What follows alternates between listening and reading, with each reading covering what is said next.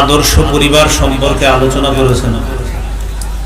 একটা পরিবার কিভাবে সূচনা হয়, পরিবারের সন্তান কিভাবে একজন আদর্শ সভ্য মানুষ হবে, কিভাবে তার মধ্যে ইসলামী মূল্যবোধ তৈরি হবে, এই বিষয়ে আলোচনা করা হয়েছে। আল্লাহ তাআলা বলেন, ওয়াল্লাহু জাআলা লাকুম মিন আনফুসিকুম আজওয়াজা, আল্লাহ তোমাদের থেকে তোমাদের স্ত্রীদেরকে বানিয়েছেন। আসসালামু আলাইকুম ওয়া রাহমাতুল্লাহি ওয়া বারাকাতুহু।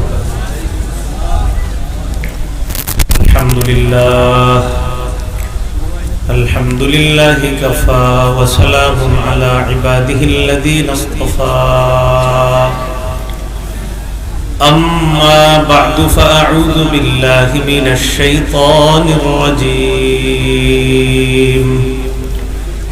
بسم الله الرحمن الرحيم. والله جعل لكم من أنفسكم أزواجا وجعل لكم من أزواجكم بنين وجعل لكم من أزواجكم بنين وحفدا.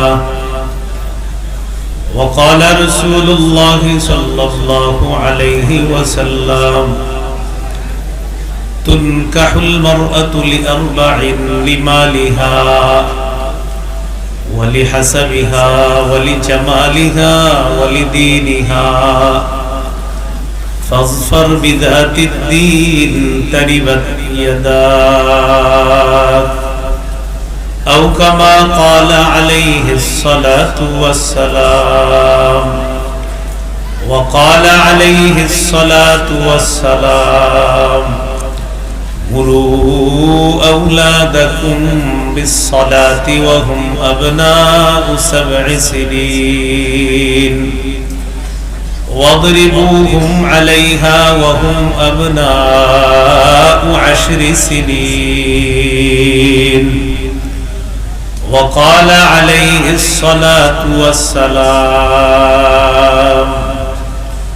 لا تمش في نعل واحد ولا تأكل بشمالك ولا تشتمل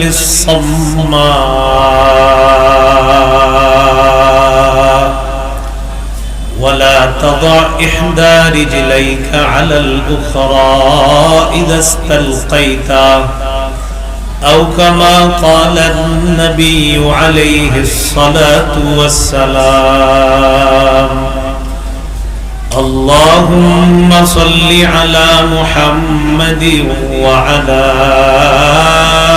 آل محمد كما صليت على إبراهيم وعلى آل إبراهيم إنك حميد مجيد.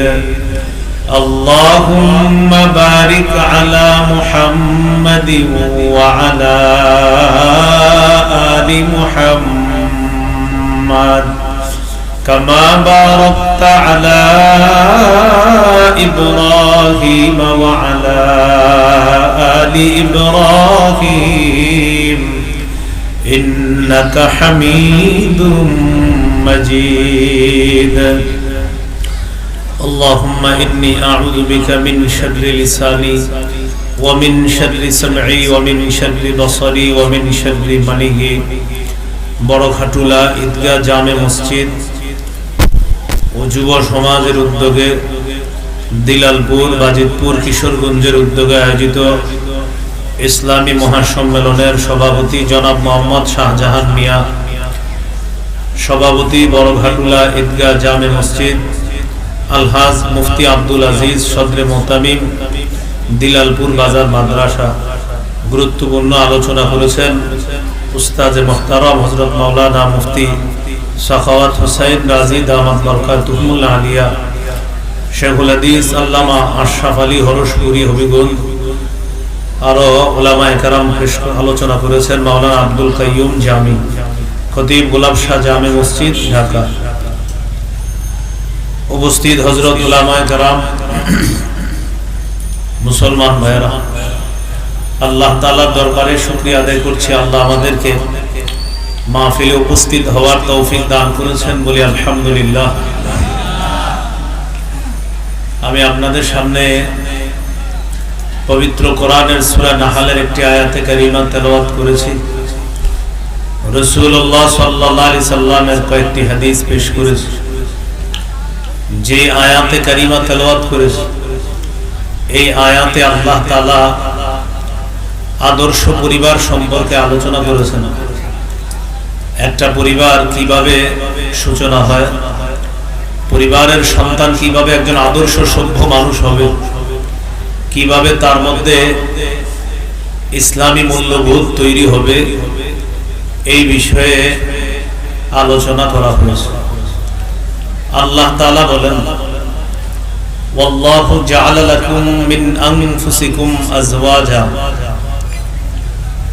আল্লাহ তোমাদের থেকে তোমাদের স্ত্রীদেরকে বানিয়েছেন। ওয়া জাআলা লাকুম মিন আজওয়াজিকুম বানিনা, তোমাদের স্ত্রীদের থেকে তোমাদের সন্তানদেরকে আল্লাহ বানিয়েছেন। বাস্তবতা এইভাবে, প্রথমে স্বামী স্ত্রীর মাধ্যমে পরিবারের সূচনা হয়, এরপর স্ত্রীর গর্ভ থেকে আল্লাহ তাআলা সন্তানদেরকে দুনিয়াতে নিয়ে আসেন। এজন্য একজন আদর্শ সভ্য দিনদার নারী বিয়ে করা। রাসূলুল্লাহ সাল্লাল্লাহু আলাইহি সাল্লাম বলেন, তুনকাহুল মারআতু লিআরবাইন লিমালিহা ওয়া লিহাসাবিহা ওয়া লিজামালিহা ওয়া লিদীনিহা, একজন নারীকে বিয়ে করা হবে চারটি বিষয়ের প্রতি লক্ষ্য রেখে। সম্পদ দেখা হবে, বংশ দেখা হবে, সৌন্দর্যতা দেখা হবে, 4 নাম্বার দিনদারিতা দেখা হবে। আমাদের সমাজ প্রথম 3টা দেখে, 4 নাম্বারটা দেখে না। সম্পদ দেখে, বংশ দেখে, সৌন্দর্যতা দেখে, 4 নাম্বার হলো দিনদারিতা। রাসূলুল্লাহ সাল্লাল্লাহু আলাইহি সাল্লাম বলেন, ফাসফার বিদাতিদ দীনি তারিবাত ইয়াদাক, তুমি দিনদারিতাকে প্রাধান্য দাও। যদি দিনদারিতা প্রাধান্য না দাও, তোমার 2 হাত ধুলোই দূষিত হোক, তুমি ধ্বংস হও। নাউজুবিল্লাহ। নবী বললেন দিনদারিতা প্রাধান্য দিতে, কিন্তু আমাদের সমাজ প্রাধান্য দেয় মাল, সৌন্দর্য, বংশ। যেটাকে প্রাধান্য দিতে বলছে দিনদারিতা, এটা প্রাধান্য দেয় না। এই জন্য দেখা যায় বিয়ে হতে না হতে 6 মাস না যাইতেই স্বামী স্ত্রীর মাঝে ঝগড়াঝাটি শুরু হয়। কিছুদিন পরে মাদ্রাসায় ফতুয়া বিভাগে উপস্থিত হয় যে এরকম ঘটনা ঘটে গেছে, এখন তালাক হবে কিনা। ওই যে দিনদারিতা প্রাধান্য দেয় নাই, বদ্দিনের কারণে কিছুদিনের মধ্যেই 2 পরিবারের মধ্যে সমস্যা শুরু হয়। এই জন্য দিনদারিতা প্রাধান্য দেওয়া। ছেলের ক্ষেত্রে 2টা বিষয় দেখবেন। রাসূলুল্লাহ সাল্লাল্লাহু আলাইহি সাল্লাম বলেন, মান তারদাউনা দীনাহু ওয়া খুলুকা, যে ছেলের দিনদারিতা আর চারিত্রিক বৈশিষ্ট্য তোমাদের পছন্দ হয়, তার কাছে মেয়েরে বিয়ে দিয়ে দিবা। চারিত্রিক বৈশিষ্ট্য ভালো, দিনদারিতা ভালো, তার কাছে মেয়ে বিয়ে দিয়ে দিবা। এইভাবে একটা পরিবারের সূচনা হবে। এরপর তারা পরিবার গঠন করার পর আল্লাহর কাছে একটা সন্তান চাইতেছে তারা। রাসূলুল্লাহ সাল্লাল্লাহু আলাইহি সাল্লাম বলেন, তোমাদের কেউ যখন তার স্ত্রীর কাছে গমন করবে এবং বৈধ পদ্ধতিতে সন্তান কামনা করবে, তখন স্বামী স্ত্রী আল্লাহ প্রদত্ত যে বৈধ একটা নিয়ম পালন করবে, সেটার আগে একটা সুন্নাহ পালন করবে। এই দোয়াটা করবে, বিসমিল্লাহি আল্লাহুম্মা জান্নিবিনাশ শায়তান ওয়া জান্নিবিশ শায়তান মা রাযাকতানা। আল্লাহ আমাদেরকে শয়তান থেকে দূরে রাখেন, আর আমাদেরকে যে সন্তান দান করবেন, এই সন্তান থেকে শয়তানকে দূরে রাখেন। এই দোয়া করার পর যদি তাদের সন্তান দুনিয়াতে আসে, রাসূলুল্লাহ সাল্লাল্লাহু আলাইহি সাল্লাম বলেন, এই সন্তান দুনিয়াতে আসার পর শয়তান তার কোনো ক্ষতি করতে পারবে না। সন্তান দুনিয়াতে আসলো, আসার পর ছেলে হোক মেয়ে হোক তার কানে আজান দেওয়া।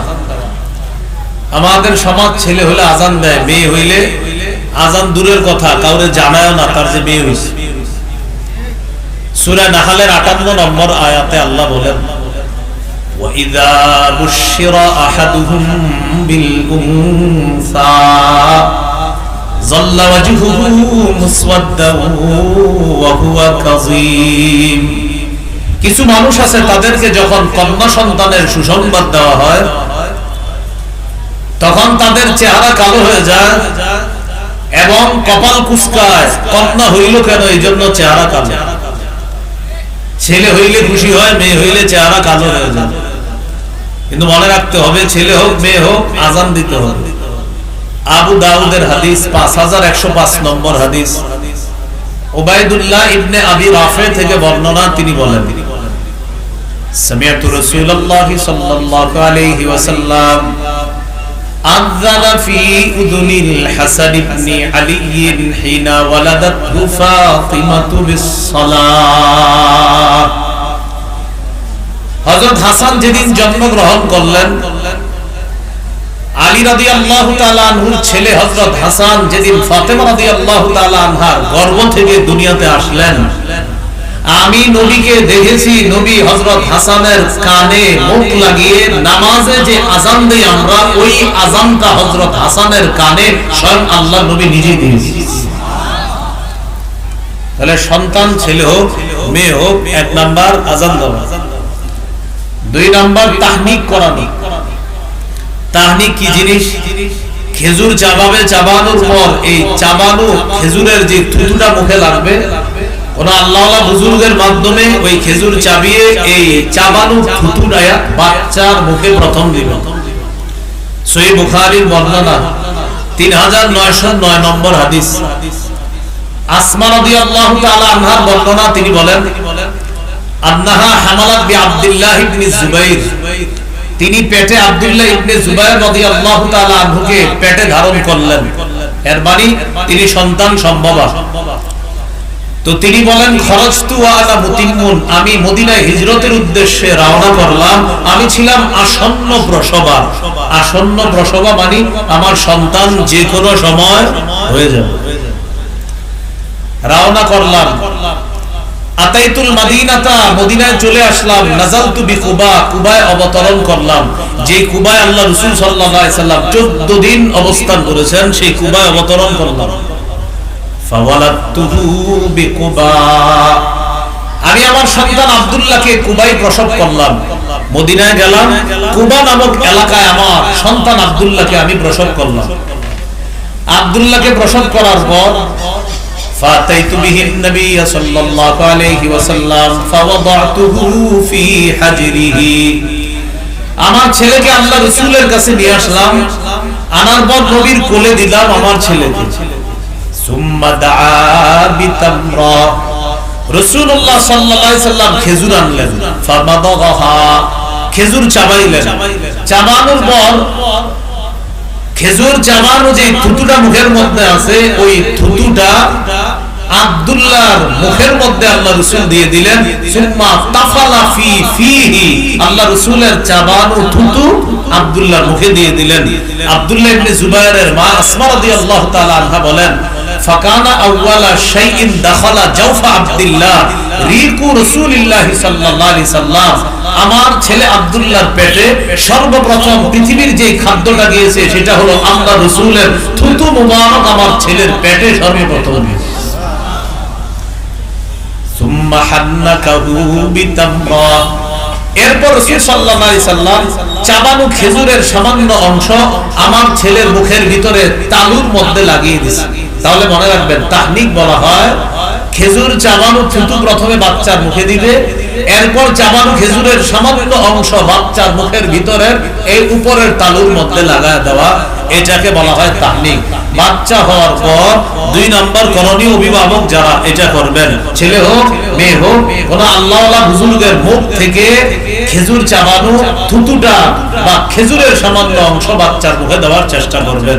আল্লাহ মনে রেখে আমল করার তৌফিক দান করুন। 3 নম্বর কাজ, যার সন্তান হবে তাকে আমরা দেখতে গেলে ওই সন্তান আর সন্তানের মা বাবার জন্য বরকতের দোয়া করব। আবু দাউদের হাদিস 5106 নম্বর হাদিস। আয়েশা সিদ্দিকা রাদিয়াল্লাহু তাআলা আনহার বর্ণনা, তিনি বলেন, কানা রাসূলুল্লাহ সাল্লাল্লাহু আলাইহি ওয়াসাল্লাম ইউতা বিস-সিবয়ান ফায়াদউ লাহুম বিল বারাকা। রাসূলুল্লাহ সাল্লাল্লাহু আলাইহি সাল্লামের কাছে নবজাতক শিশুদেরকে, বাচ্চাদেরকে আনা হতো, আল্লাহ রাসূল তাদের জন্য বরকতের দোয়া করতেন। এই এলাকার কারো সন্তান হওয়ার পর এই পাশে মাদ্রাসা আছে, এখানে নিয়ে আসবেন, শাইখুল হাদিস মুহাদ্দিস মুফতি সাহেবের কাছে দোয়া চাইবেন, হুজুর নতুন সন্তান, দোয়া করে দেন। ওই আলেম হুজুর বা আমরা তার জন্য এইভাবে দোয়া করব। প্রথমে আরবিটা শিখি, পরে আমি বাংলাটা বলে দিচ্ছি, আমার সাথে সবাই বলেন, জাআলাহুল্লাহু, বলেন, মুবারাকান আলাইকা ওয়া আলা উম্মতি মুহাম্মাদিন সাল্লাল্লাহু আলাইহি ওয়াসাল্লাম। আল্লাহ তাআলা এই নবজাতক শিশুকে তোমার জন্য এবং সমস্ত উম্মতে মুহাম্মাদির জন্য বরকতের কারণ বানান। এই দোয়াটা নবজাতকের জন্য করা, তার বাবার জন্য করা।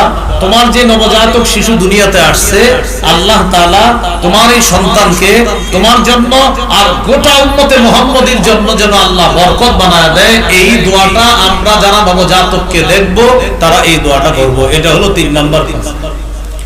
4 নাম্বার, শিশু সন্তানের কান্নাকে গুরুত্ব দেওয়া। সহিহ বুখারীর বর্ণনা 868 নম্বর হাদিস, 868 মানে 868। এই হাদিসের মধ্যে আসছে রাসূলুল্লাহ সাল্লাল্লাহু আলাইহি সাল্লাম বলেন, ইন্নী লা আকুমু ইলাস সালাহ ফাউরিদু আন উতাওবিলা ফিহা ফাআতাজাওয়াজু ফিহা ফাসমাউ বুকা আস-সাবিয়্যি ফাআতাজাওয়াজু ফিহা কারাহিয়াতান আন আশুক্কা আলা উম্মিহি। রাসূলুল্লাহ সাল্লাল্লাহু আলাইহি সাল্লাম বলেন, আমি নামাজে দাঁড়াই, নামাজে দাঁড়ানোর পর লম্বা কিরাত পড়ার নিয়ত করি। ফাসমাউ বুকা আস-সাবিয়্যি, নামাজে আমি দাঁড়ানোর পর যখন লম্বা কিরাত পড়ার নিয়ত করি, তখন যদি কোনো শিশুর কান্নার আওয়াজ শুনি, আমি তাড়াতাড়ি কিরাত সংক্ষিপ্ত করি। কেন? শিশুর মায়ের যেন কষ্ট না হয়, আর শিশুর যেন কষ্ট না হয়। আল্লাহর নবী শিশুর কান্নাকে গুরুত্ব দিতে গিয়ে লম্বা কিরাতের নিয়ত পরিবর্তন করে কিরাত সংক্ষিপ্ত করে, যেন শিশু আর শিশুর মায়ের কষ্ট না হয়। তাহলে 4 নাম্বার, শিশুর কান্নাকে গুরুত্ব দেওয়া। 5 নাম্বার, আকিকা করা। ইহুদিরা ছেলে হইলে আকিকা করত, মেয়ের আকিকা করা না। রাসূলুল্লাহ সাল্লাল্লাহু আলাইহি সাল্লাম বলেন, ইন্নাল ইয়াহুদা তাউক্কু আনিল গুলাম ওয়া লা তাউক্কু আনিল জারিয়া। ইহুদিরা ছেলের আকিকা করে, মেয়ের আকিকা করে না। ফাউক্কু আনিল গুলামি শাতাইন ওয়া আনিল জারিয়াতি শাতান। রাসূলুল্লাহ সাল্লাল্লাহু আলাইহি সাল্লাম বলেন, তোমরা ছেলের পক্ষ থেকে 2টি ছাগল আকিকা করবা, মেয়ের পক্ষ থেকে 1টি ছাগল আকিকা করবা। ইহুদিরা ছেলের পক্ষ থেকে আকিকা করে, মেয়ের পক্ষ থেকে আকিকা করে না। ও আমার উম্মত, ছেলে হলে 2টা ছাগল আকিকা করবা, মেয়ে হলে 1টা আকিকা করবা। মাসালা মনে রাখা, ছেলের পক্ষ থেকে যদি 1টি ছাগল আকিকা করা হয়, তাও আদায় হয়ে যাবে। কোন সামর্থ্যের অভাব বা কোনো কারণে যদি 1টা ছাগল ছেলের পক্ষ থেকে আকিকা করা হয়, তাও আদায় হয়ে যাবে। রাসূলুল্লাহ সাল্লাল্লাহু আলাইহি সাল্লাম তার নাতি হাসান রাদিয়াল্লাহু তাআলা আনহুর পক্ষ থেকে 1টি ছাগল আকিকা করেছিলেন। এখান থেকে বোঝা যায় 1টি ছাগল আকিকা করলেও ছেলের আকিকা হয়ে যাবে।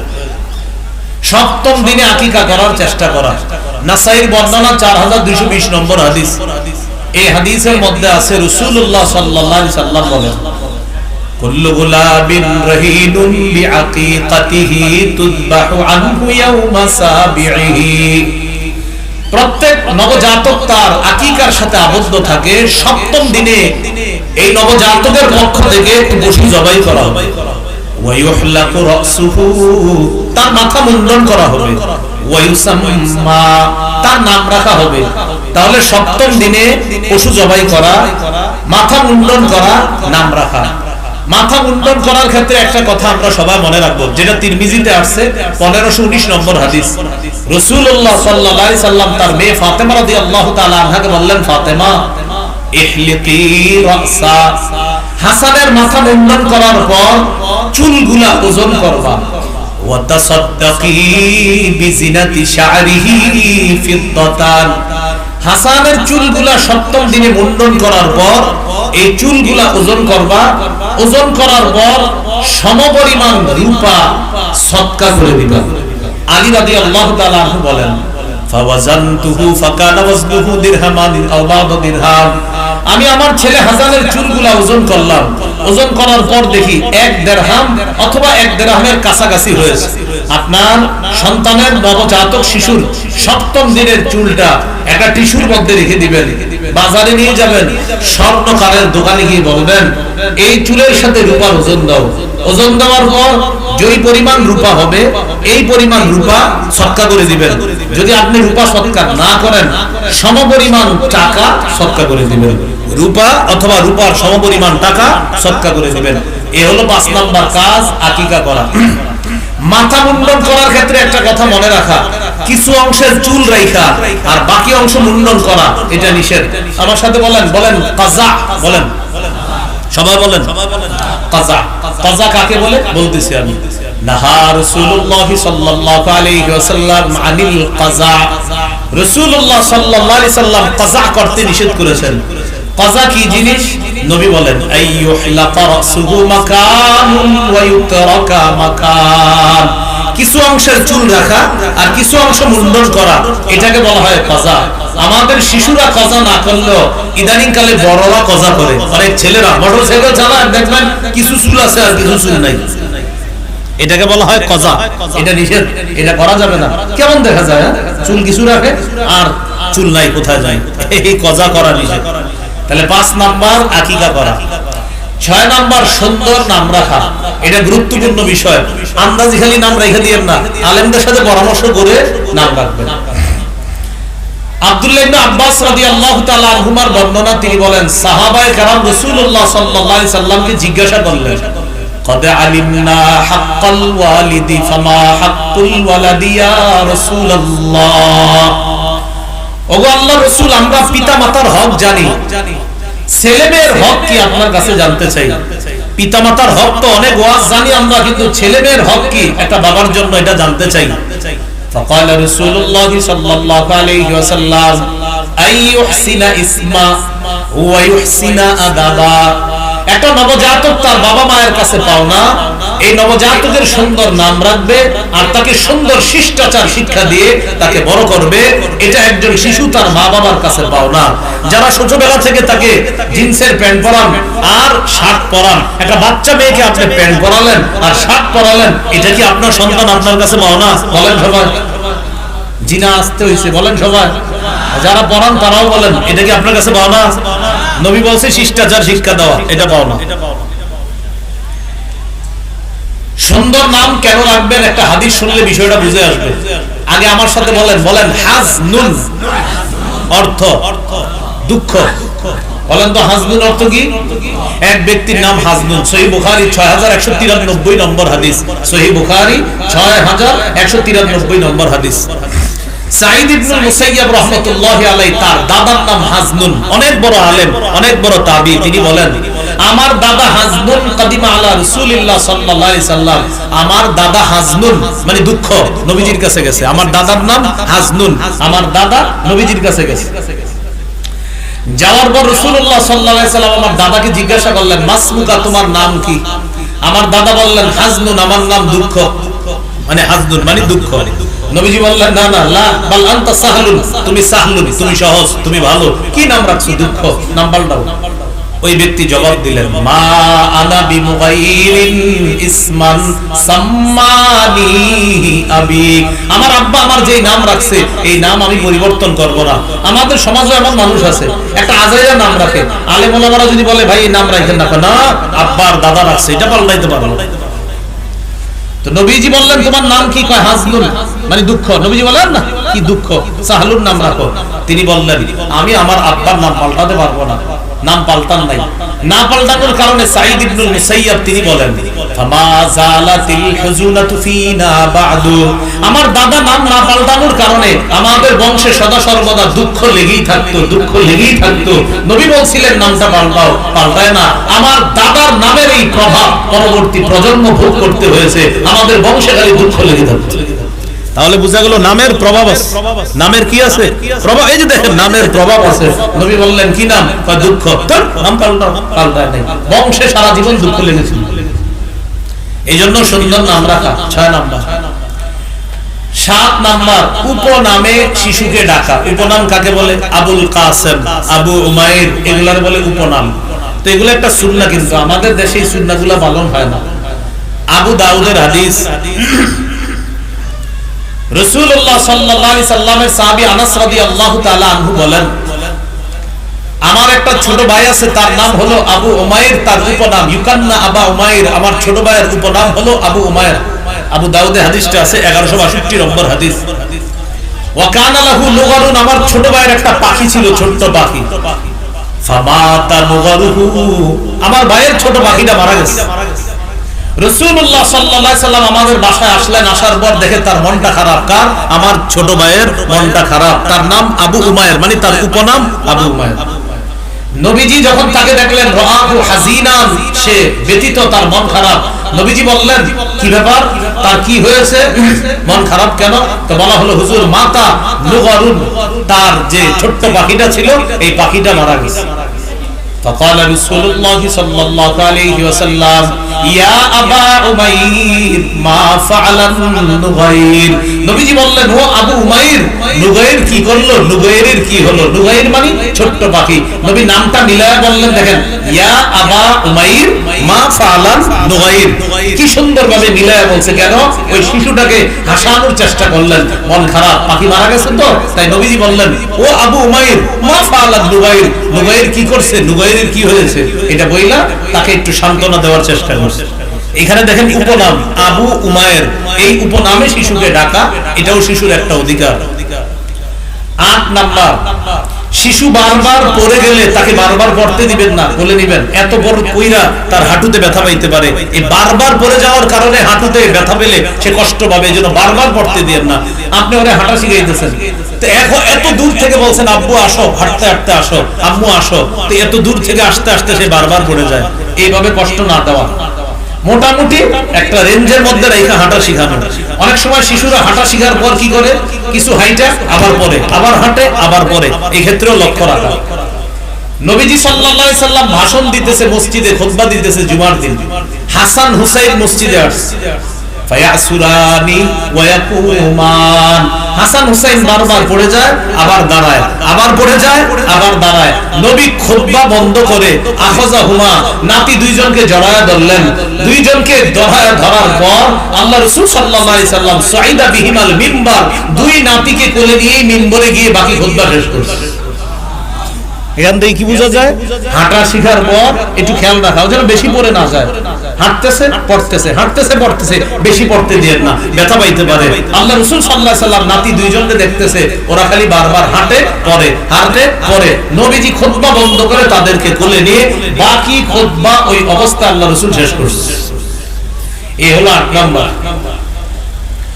9 নাম্বার, সুন্দর পোশাকে অভ্যস্ত করা, কালারটা যত সুন্দর হয়, আজাইরা উল্টা পাল্টা কালার যেন না হয়। আব্দুল্লাহ ইবনে আমর রাদিয়াল্লাহু তাআলা আনহুমার বর্ণনা, তিনি বলেন, রাআহু রাসূলুল্লাহ সাল্লাল্লাহু আলাইহি ওয়াসাল্লাম ওয়া আলাইহি তাওবানি মুআসফারান, আল্লাহ রাসূল তার সাহাবী আব্দুল্লাহ ইবনে আমরকে দেখলেন, তার শরীরের মধ্যে দুটি কুসুম রঙের কাপড়। কি রঙের? কুসুম রং। فقال رسول الله صلى الله عليه وسلم هذه ثياب الكفار فلا تلبسها, নবী বললেন এগুলা কাফেরদের পোশাক, খোলো, এগুলা আর পরবা না। কুসুম রঙের পোশাক দেখে বললেন এগুলা কাফেরদের পোশাক, এগুলা পরবা না। তাহলে কি শিখলাম? সন্তানের পোশাক নির্বাচনে কালারটাও গুরুত্বপূর্ণ, ঠিক না? হ্যাঁ, এটা কিন্তু ছোটবেলা থেকে মনে রাখবেন।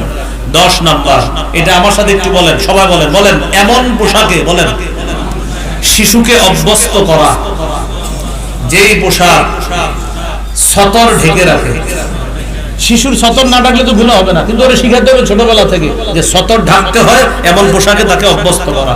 সূরা আরাফের 26 নম্বর আয়াতে আল্লাহ বলেন, ইয়া বানি আদম ক্বাদ আনজালনা আলাইকুম লিবাসা ইউয়ারি সাওআতিকুম ওয়ারিশা। হে আদম সন্তান, আমি তোমাদের জন্য পোশাক দিলাম, তোমাদের উপর পোশাক দিলাম, তোমাদের জন্য পোশাক নাজিল করলাম। কেন? ইউয়ারি সাওআতিকুম, তোমাদের জন্য এমন পোশাক আমি আল্লাহ দিয়েছি যে পোশাক তোমাদের লজ্জাস্থান ঢেকে রাখে। ওয়ারিশা, এবং তোমাদের সৌন্দর্যতার কারণ, যে পোশাক তোমাদের লজ্জাস্থান ঢেকে রাখে আর তোমাদের সৌন্দর্যতার কারণ। তাহলে শিশুকে এমন পোশাকে অভ্যস্ত করা যেন ছোটবেলা থেকে ও ইসলামটা শিখে বড় হতে পারে। কি বলেন, হিম্মত করা যায় কিনা ইনশাআল্লাহ? এমন পোশাকে বিশেষ করে মা বোনদেরকে যারা আমরা ঘরে থাকে তাদেরকে কথাগুলো বলে দেওয়া। আল্লাহ আমল করার তৌফিক দান করেন। 11 নাম্বার, বলেন সাদা পোশাকে বলেন অভ্যস্ত করা। কোন পোশাক বেশি গুরুত্ব দেওয়া বলেন তো? সাদা পোশাক। قال رسول الله صلى الله عليه وسلم البسوا من ثيابكم البياض। নবীজি বলেন পোশাকের মধ্যে সাদা পোশাকটা বেশি পরিধান করবা, পোশাকের মধ্যে সাদা পোশাকটা বেশি পরিধান করবা। অন্য পোশাককে আমি নাজায়েজ বলতেছি না, কিন্তু নবীজি বলেন সাদা পোশাক বেশি তোমরা পরিধান করবা। কেন? এটা সর্বোত্তম পোশাক। ওয়াকাফিনু ফিহা মাউতাকুম, আর তোমাদের মৃতদেরকেও সাদা পোশাকে কাফন দিবা। তাহলে বলেন তো, জীবিত যারা, নবী বলেন জীবিতরাও সাদা পোশাক পরে থাকবা, আর তোমাদের মধ্যে যারা মৃত তাদেরকেও সাদা পোশাকে কাফন পরিয়ে কবরে রাখবা। তাহলে জীবিতরা সাদা পোশাক, মৃতরাও সাদা পোশাক। জীবিতরা সাদা পোশাক কেন পরবে? বারবার তাকাবে আর স্মরণ করবে আমার যে কোনো সময় আমার শরীরের উপর চূড়ান্ত সাদা পোশাক উঠতে পারে, যেটা দিয়ে মানুষ আমাকে কবর দিবে। এই জন্য সাদা পোশাকে তাকাবেন আর মরণের কথা স্মরণ হবে যে আমি মারা গেলেও এই কালার দিবে জনগণ আমার। এই হলো 11 নাম্বার। 12 নাম্বার, এটা আমার সাথে একটু বলেন, বলেন এমন পোশাক পরাবো না যে পোশাক অহংকারী বানিয়ে দেয়, অপচয়ের কারণ হয়। তাহলে শিশুকে ছোটবেলা থেকে এমন পোশাক পরাবো না যে পোশাক অহংকার প্রকাশ পায় আর যে পোশাক অপচয়ের কারণ হয়, এরকম পোশাক পরাবো না। قال رسول الله صلى الله عليه وسلم كلوا واشربوا। রাসূলুল্লাহ সাল্লাল্লাহু আলাইহি ওয়াসাল্লাম বলেন তোমরা খাও, তোমরা পান করো, ওয়াতাসাদদাকু, তোমরা দান খয়রাত করো। এরপরে নবী বলেন ওয়ালবাসু, তোমরা এমন পোশাক পরিধান করো মা লাম ইউখালিদহু ইসরাফুন আও মাখিলা, এমন পোশাক পরো যেই পোশাকে অপচয় হয় না আর যেই পোশাকে অহংকার প্রকাশ পায় না, এমন পোশাক তোমরা পরিধান করো। আপনি মাশাআল্লাহ এমন পোশাক পরতেছেন, একটু আগে আপনি ঠিক ছিলেন, পোশাক পরার পরে আপনার আশেপাশেও যাওয়া যায় না, বিষয়টা যেন এমন না হয়। এই হলো 12 নাম্বার। 13 নাম্বার, এটা আমার সাথে একটু বলেন, বলেন শিশু সন্তান যদি ছেলে হয় তাকে রেশম এবং স্বর্ণ থেকে দূরে রাখা। কি থেকে? রেশম এবং স্বর্ণ থেকে। শিশু সন্তান যদি কি হয়, ছেলে হয়, ছোটবেলা থেকে শিখানো, রেশম পরানো যাবে না, স্বর্ণ পরানো যাবে না। قال رسول الله صلى الله عليه وسلم أحل الذهب والحرير لأناس أمتي وحرم على ذكورها। রাসূলুল্লাহ সাল্লাল্লাহু আলাইহি সাল্লাম বলেন আমার উম্মতের নারীদের জন্য রেশম এবং স্বর্ণ বৈধ করা হয়েছে, আমার উম্মতের পুরুষের জন্য রেশম এবং স্বর্ণ হারাম করা হয়েছে। আমার উম্মতের নারীদের জন্য রেশম স্বর্ণ বৈধ করা হয়েছে, আমার উম্মতের পুরুষের জন্য রেশম এবং স্বর্ণ হারাম করা হয়েছে। 14 নাম্বার, সবকিছু শিখায়া দেওয়া। এবার আমার সাথে বলেন এমন কি, বলেন জুতা পরানো শিখায়া দেওয়া। বলেন কি পরানো শিখায়া দেওয়া? শিশুকে ছোটবেলা থেকে জুতা পরিধান করাও শিখাবেন। মাঝে মাঝে দেখবেন শিশু এক পায়ে জুতা পরে আরেক পায়ে পরে না, না এটা দিবেন না, ওরে 2 পায়ে জুতা পরাবেন। জুতা না পরলে এক পায়ে পরাবেন না, পরালে 2 পায়ে পরাবেন। قال رسول الله صلى الله عليه وسلم لا تمشي في نعل واحد। রাসূলুল্লাহ সাল্লাল্লাহু আলাইহি সাল্লাম বলেন এক পায়ে জুতা পরিধান করে হাঁটবা না, এক পায়ে জুতা আরেক পা খালি। নবী বলেন না এইভাবে হাঁটবা না। এইভাবে হাঁটবা না। ওয়ালা তাকুল বিশিমালিকা, বাম হাতে খাবা না। ওয়ালা তাশতামিলিস সাম্মা, এক কাপড়ে পুরা শরীর ঢাকবা না, মানে এক কাপড় পুরা শরীরে জড়ায় রাখবা না, ভিতরে কিছু রাখবেন। বাচ্চা না অনেক কিছু পরাবেন, এরপর উপরে কাপড় পরাবেন। নবী বলে এক কাপড়ে পুরো শরীর ঢাকবা না, মানে আপনার ভিতরে কিছু নাই, শুধু একটা কাপড় দিয়ে ঢেকে রাখছেন, এরকম যেন না হয়। ওয়ালা তাদউ ইহদা রিজলাইকা আলাল উখরা ইদা ইসতালকাইতা, এটা গুরুত্বপূর্ণ। বলেন যখন তুমি বলেন চিত হয়ে শোবা, এক পা আরেক পায়ের উপর রাখবা না। হ্যাঁ, এভাবে চিত হয়ে শুয়া পা একটা দাঁড় করা, এক পা আরেক পায়ের উপর রেখে এইভাবে ঝুলাইতে থাকে। নবীজি বলে না, ওয়ালা তাদউ ইহদা রিজলাইকা আলাল উখরা ইদা ইসতালকাইতা, যখন চিত হয়ে শোবা এক পা আরেক পায়ের উপর রাখবা না। শিশুকে ছোটবেলা থেকে শিখাবেন চিত হয়ে শোয়ার পর ও যেন এক পা আরেক পায়ের উপর না রাখে, আর উপর হয়ে যেন শিশু না ঘুমায়, ছোটবেলা থেকে শিখাবেন। উপর হয়ে ঘুমানো আল্লাহ পছন্দ করেন না, মনে রাখবেন, উপর হয়ে ঘুমানো আল্লাহ পছন্দ করেন না। আর চিত হয়ে যখন শোবে এক পা আরেক পায়ের উপর রাখার অভ্যাস যেন শিশুর তৈরি না হয়।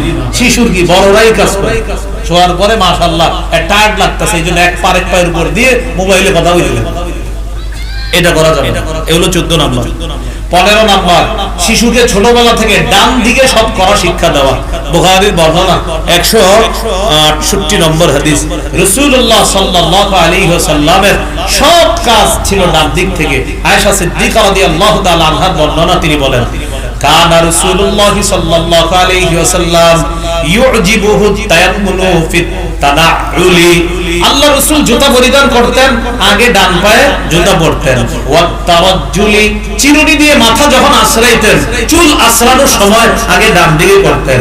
এরপরে ওয়া তুহুরিহি, পবিত্রতা অর্জন করার সময়, ওযু করার সময় আগে ডান দিক থেকে শুরু করতেন। ওয়া ফি শাআনিহি কুল্লিহি, আম্মাজান বলেন শুধু তাই না, নবী জীবনের সব কাজ তিনি ডান দিক থেকে করতেন, আর আল্লাহ ডান দিক থেকে করা পছন্দ করতেন। সুবহানাল্লাহ। এই হলো 15 নাম্বার। 16 নাম্বার, এটা একটু বলতে হবে। বলেন শিশুকে তাওহীদের শিক্ষা দেওয়া। বলেন তো প্রিয় ভাইরা, কিসের শিক্ষা দেওয়া? তাওহীদের শিক্ষা দেওয়া। তাওহীদের শিক্ষা ছোটবেলা থেকে দিতে হবে।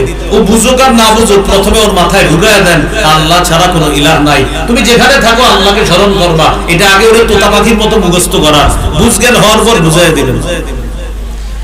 তিরমিজির হাদিস 2516 নম্বর হাদিস, আব্দুল্লাহ ইবনে আব্বাস রাদিয়াল্লাহু তাআলা আনহুমাকে আল্লাহ রাসূল সাল্লাল্লাহু আলাইহি সাল্লাম বলেন, ইয়া গুলাম উআল্লিমুকা কালিমাত, হে বালক আমি তোমাকে কিছু বাক্য শিখিয়ে দিচ্ছি, তুমি বাক্যগুলো মুখস্থ রাখবা। ইহফাজিল্লাহ ইয়াহফাজকা, তুমি আল্লাহর বিধিবিধানগুলো সদা সর্বদা রক্ষা করবা, আল্লাহ তোমাকে রক্ষা করবে। সুবহানাল্লাহ। আপনার সন্তানটা স্কুলে যায়, মাদ্রাসা যায়, ছোটবেলায় ওরে বলে দেন বাবা যেখানে থাকো আল্লাহর বিধানগুলো পালন করবা। কেন? নবী বলেন ইহফাজিল্লাহ তাজিদহু তুজাহাকা, তুমি আল্লাহর বিধিবিধানগুলো পালনের প্রতি লক্ষ্য রাখবা, তুমি বিপদে আপদে আল্লাহকে সামনে পাইবা, আল্লাহকে সাহায্যকারী হিসেবে পাইবা। ছেলে স্কুলে যাক, ছেলে মাদ্রাসায় যাক, মেয়ে স্কুলে যাক, মাদ্রাসায় যাক, যাওয়ার সময় বলে দিবেন তুমি যেখানে থাকো সেখানে নামাজের সময় হয়, নামাজটা আদায় করে নাও, হাজারো ব্যস্ততার মাঝে নামাজের কথাটা যেন তুমি ভুলে না যাও। এই শিক্ষা শৈশব থেকে সন্তানকে দাও, মনে থাকবেন ইনশাআল্লাহ। তো রাসূলুল্লাহ সাল্লাল্লাহু আলাইহি সাল্লাম বলেন, শোনো তুমি, লাউ আন্নাল উম্মাতা ইজতামাআত আলা আইয়ানফাউকা লাম ইয়ানফাউকা ইল্লা বিশাইইন ক্বাদ কাতাবাহুল্লাহু লাক, সারা পৃথিবীর সবাই যদি একত্রিত হয় তোমার উপকার করার জন্য, ততটুকু উপকার করতে পারবে যতটুকু আল্লাহ তোমার জন্য লিখে রাখছে। ওয়ালাউ আন্নাল উম্মাতা ইজতামাউ আলা আইয়াদুরুকা লাম ইয়াদুরুকা ইল্লা বিশাইইন ক্বাদ কাতাবাহুল্লাহু আলাইক, সারা পৃথিবীর সবাই মিলে যদি তোমার ক্ষতি করার চেষ্টা করে ততটুকু পারবে যতটুকু আল্লাহ লিখেছে, এর চেয়ে বেশি ক্ষতি করতে পারবে না। এটা শিখান সন্তানকে, সারা পৃথিবী মিলেও তোমার উপকার ততটুকু পারবে করতে যতটুকু আল্লাহ চায়, সারা পৃথিবী তোমার ক্ষতি ততটুকু করতে পারবে যতটুকু আল্লাহ চায়। এটা সন্তানকে শিক্ষা দেন ছোটবেলা থেকে। 17 নাম্বার, ঈমানি তরবিয়ত শিক্ষা দেওয়া। এবার আমার সাথে বলেন শ্রেষ্ঠ তরবিয়ত বলেন, নামাজের শিক্ষা। আবার বলেন শ্রেষ্ঠ তরবিয়ত কিসের শিক্ষা? নামাজের শিক্ষা। ওরে ছোটবেলা থেকে বুঝান, বাবা মা সারা পৃথিবীতে যা করো একটা কাজ কখনো ভুলবা না, নামাজ পড়া। ও যেন ছোটবেলা থেকে এটা মুখস্থ করে, বুঝবেন হওয়ার পর বুঝবে যে নামাজ আমাকে শিখাইছে আমার আব্বা আম্মা, যে কোনো অবস্থাতে এটা ছাড়া যাবে না। এই জন্য রাসূলুল্লাহ সাল্লাল্লাহু আলাইহি সাল্লাম বলেন, মুরু আওলাদাকুম বিস-সালাত ওয়া হুম আবনাউ সাব'i সিনিনা। তোমরা তোমাদের সন্তানদেরকে নামাজের আদেশ করো যখন তাদের বয়স হয় 7। ওয়াদরিবুহুম আলাইহা ওয়া হুম আবনাউ 10 সিনিনা। যখন তাদের বয়স 10 বছর হয় তখন তাদেরকে তোমরা নামাজের জন্য প্রয়োজনে মৃদু আঘাত করো। 7 বছর বয়সে নামাজের হুকুম করো, আর 10 বছর বয়সে প্রয়োজনে তাদেরকে মৃদু আঘাত করো। এই হলো 17 নাম্বার করণীয়। 18 নাম্বার করণীয়, সন্তানকে কোরআনের শিক্ষা দেওয়া। প্রিয় ভাইয়ারা বলেন, কিসের শিক্ষা দেওয়া? কোরআনের শিক্ষা দেওয়া। সহিহ বুখারীর বর্ণনা 5027 নম্বর হাদিস। قال رسول الله صلى الله عليه وسلم خيركم من تعلم القرآن وعلمه। তোমাদের মধ্যে সর্বোত্তম ওই ব্যক্তি যে কোরআন শিখে অন্যকে শিখায়। অন্য বর্ণনায় নবীজি বলেন, তাআল্লামুল কুরআন ওয়াল ফারাইদ ওয়া আল্লিমুন নাস। মানুষ তোমরা কোরআন শিখো আর ফরজ বিদ্যা শিখো, ফারাইজ বিদ্যা মানে সম্পদ বন্টন নীতি শিখো। এগুলো মানুষকে শিখাও। ফাইন্নি মাহবুজ, আমি চিরকাল থাকবো না, আমি চলে যাব, আমি বিদায় নিব, এগুলা তোমরা অন্যকে শিখায় দাও। তো সন্তানকে কোরআনের শিক্ষায় শিক্ষিত করা, সন্তানকে শৈশব থেকে কোরআনের শিক্ষা দেওয়ার চেষ্টা করা, আল্লাহ তৌফিক দান করুন। 19 নাম্বার বলেন, নামাজে বলেন শিশুর উপস্থিতিকে গুরুত্ব দেওয়া। আবার ছোট মানুষের উপস্থিতিকে গুরুত্ব দেওয়া। মনে করেন শিশুরা মসজিদে আসে, বৃদ্ধরাও আসে, ইমাম সাহেব বৃদ্ধ শিশুদের প্রতি লক্ষ্য রেখে নামাজ পড়াতে হবে। রাসূলুল্লাহ সাল্লাল্লাহু আলাইহি সাল্লাম বলেন, ইযা আম্মা আহাদুকুমুন নাস, তোমাদের কেউ যখন মানুষের ইমামতি করে, ফালইউখাফফিফ, সে যেন নামাজে সংক্ষেপ ভাবে তাড়াতাড়ি ফরজ নামাজটা আদায় করায় দেয়। মানে ইমাম যে হবে তিনি যেন পিছনে মুসল্লিদের প্রতি লক্ষ্য রেখে ফালইউখাফফিফ, নামাজের কিরাতগুলো সংক্ষেপে করে নামাজটা শেষ করবে। কেন? ফাইন্না ফীহিম আদ-দাঈফা ওয়াল কাবীরা ওয়াল মারিদা ওয়াস-সাগীরা, কারণ ইমামের পিছনে দুর্বল আছে, সবল আছে, বৃদ্ধ আছে, ছোট আছে, অসুস্থ ব্যক্তি আছে। ইমাম অসুস্থের প্রতি লক্ষ্য রাখবে, বৃদ্ধের প্রতি লক্ষ্য রাখবে, দুর্বলের প্রতি লক্ষ্য রাখবে। শিশু উপস্থিত যে হয়েছে তার প্রতিও লক্ষ্য রেখে ইমাম সাহেব নামাজে ফরজ নামাজটা তাদের প্রতি লক্ষ্য রেখে কিরাত যথাসম্ভব সংক্ষিপ্ত করে নামাজটা সুন্নাহ পদ্ধতিতে শেষ করবে। তাহলে শিশুর উপস্থিতি যদি নামাজে হয় এটাকেও গুরুত্ব দেওয়া। এই হলো 19 নাম্বার। 20 নাম্বার শেষ করে দিচ্ছি। বলেন, শিশুর সাথে খেলাধুলা করা। কি করা? মোবাইল হাতে দিয়ে না, ওর সাথে খেলেন, বাসায় রাস্তায় সাইকেল দিয়ে ওর সাথে খেলেন, মোবাইলটা হাতে দিয়ে না। বাসার সামনে লিখে রাখবেন, এই বাসায় বাচ্চাদের সামনে মোবাইল চালানো নিষেধ, এটা লিখে রাখবেন। ইবনে মাজাহ হাদিস, আল্লাহ রাসূল সাল্লাল্লাহু আলাইহি সাল্লাম মেহমান হয়ে এক জায়গায় যাইতেছে, রাস্তায় যাওয়ার সময় দেখে মদিনার এক গলিতে হযরত হুসাইন খেলতেছে। সুবহানাল্লাহ, কে খেলতেছে? হুসাইন। হাদিসের বর্ণনা, ফাইদা হুসাইনুন ইয়ালআবু ফিস সিক্কা, হুসাইন ইয়ালআবু খেলতেছে ফিস সিক্কা। সিক্কা শব্দের অর্থ গলি। বলেন, সিক্কা অর্থ কি? গলি। তো হযরত হুসাইন রাদিয়াল্লাহু তাআলা ছোট মানুষ, ওই গলিতে খেলতেছে। যখন নবীজি তার নাতিকে দেখছে খেলতেছে, নবীজি কি করলেন? ফাতাকাদ্দামা, তাড়াতাড়ি সবার সামনে গিয়ে হুসাইনের কাছে গেছে। যাওয়ার পর নবীজি খালি তারে ধরার চেষ্টা করতেছে। আমরা খেলি না এরকম বাচ্চাদের সাথে, ওরে ধরার চেষ্টা করি। আল্লাহ রাসূল ঠিক হযরত হুসাইনকে ধরার চেষ্টা করতেছে। হাদিসে আছে হুসাইন কি করা শুরু করলেন? ওয়ায়াফিরুহা হুনা ওয়ায়াফিরুহা হুনা, হুসাইন খালি পালায়, একবার এদিকে পালায়, একবার এদিকে পালায়, আর আল্লাহর নবীও চারদিকে খালি তারে ধরতে চায়। সুবহানাল্লাহ।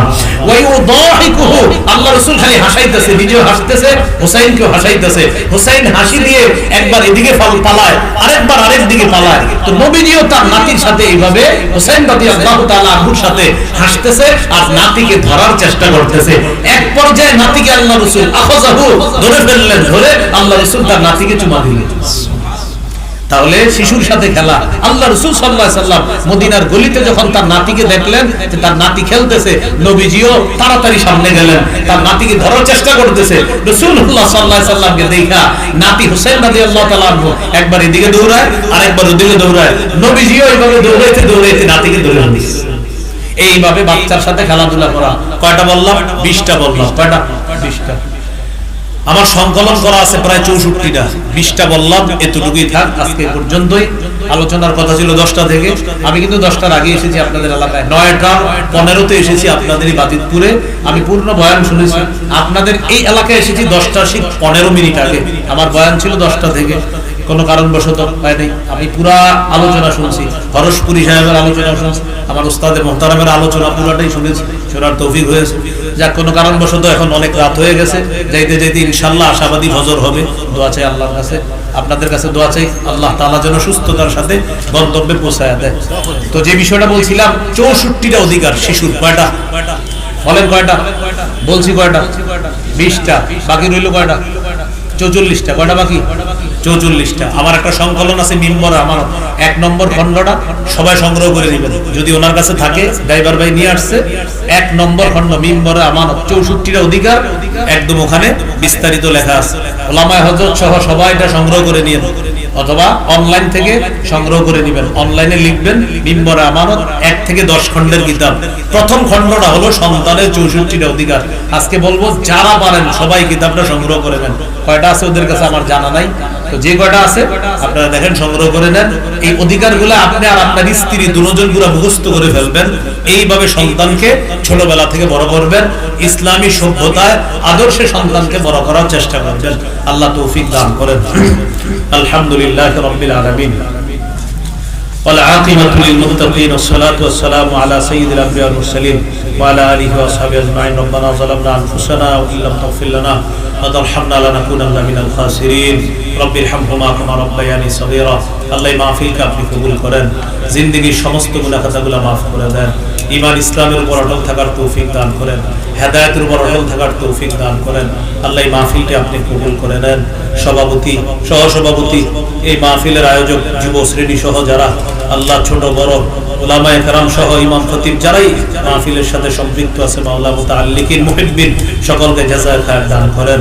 আল্লাহ উভয় জগতে জাযায়ে খায়র দান করেন। আল্লাহ ঢাকার উদ্দেশ্যে রওনা করব, সহিহ সালেমের নিরাপদে গন্তব্যে পৌঁছায় দিয়েন। আল্লাহ যাদের সামনে বসলাম, যারা আমার সামনে বসছে, আল্লাহ সবার সাথে আবার জান্নাতে দেখা করায় দিয়েন। আল্লাহ এই আরজিটা আপনি কবুল করেন। আল্লাহ আল্লাহ আল্লাহ আল্লাহ আল্লাহ আল্লাহ আল্লাহ হায়াতে দান করেন। আল্লাহ হায়াতে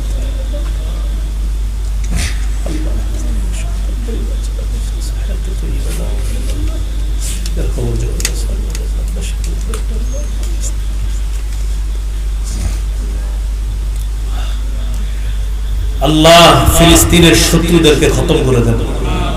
আল্লাহ ফিলিস্তিনের শত্রু যারা, ওদেরকে খতম করে দেন। আল্লাহ ফিলিস্তিনদেরকে যারা নির্যাতন করেছে, জুলুম করেছে, ওদেরকে আপনি শেষ করে দেন। আল্লাহ আল্লাহ আমাদের দোয়া আপনি কবুল করেন। আল্লাহ আমাদের দোয়া আপনি কবুল করেন। আল্লাহ আমাদের কবুল করেন।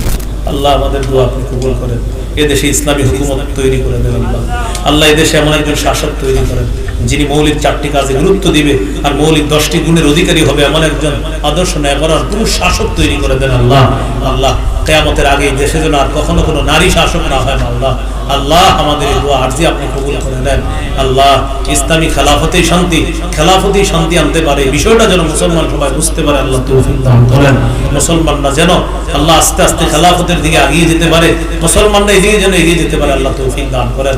আল্লাহ আমাদের দোয়া আপনি কবুল করেন। আল্লাহ আমাদের দোয়া আপনি কবুল করেন। আল্লাহ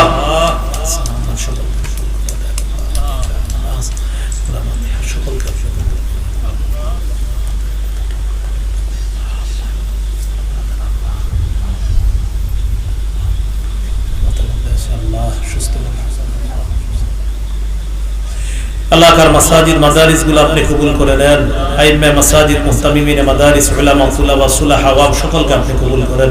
সুবহান রাব্বিকা রাব্বিল ইজ্জাতি আম্মা ইয়াসিফুন, সালামুন আলাল মুরসালিন, আলহামদুলিল্লাহি রাব্বিল আলামিন। ভাই যারা কিতাব নেবেন মেহেরবানি